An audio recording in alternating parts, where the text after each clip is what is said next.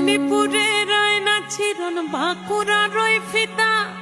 যতন করে বাদলি মাথা তাও যে বাঁকা সিথা মেদিনীপুর